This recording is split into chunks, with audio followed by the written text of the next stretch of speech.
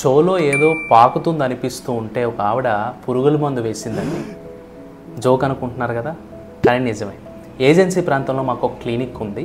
అక్కడ ఒక ఆవిడ చెవులో ఏదో కదులుతున్నట్టు అనిపిస్తుంది, చెవులో ఏదో దురద పుడుతుంది, చెవులో ఏదో పాకుతున్నట్టు అనిపిస్తుంది అని చెప్పి ఏదైనా పురుగు దూరిందేమో అనే భయంతో పొలాల్లో వాడే పెస్టిసైడ్స్ పురుగుల మందుని ఒక 2 చుక్కలు వేయడం జరిగిందనమాట. ఆ తర్వాత నుంచి కూడా విపరీతమైన తల్లో మంట, ఒళ్ళంతా ఏదో పురుగులు పాకుతున్నట్టు అనిపించడము, అరికాళ్ళు మంటలు, అరిచేతులు మంటలు, విపరీతంగా ఇటువంటి బాధలతో ఆవిడ మన దగ్గర రావడం జరిగిందనమాట. ఇది జరిగి ఆల్రెడీ ఒక 6-7 నెలలు గడుస్తుంది. సో రకరకాల మెడిసిన్స్ ఆల్రెడీ వాడారనమాట. ఎంతకీ తగ్గకపోవడంతో మన దగ్గర రావడం జరిగిందనమాట.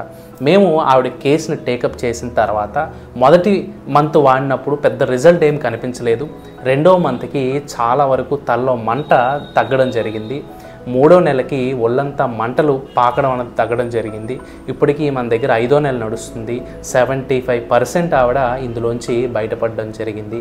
సో ఇలాంటి కాంప్లికేటెడ్ కేసెస్ అలోపతిలో వాడేసాం కదా ఇంకా తగ్గలేదు అని హోప్ను వదిలేకుండా హోమియోపతిలో ట్రై చేయండి.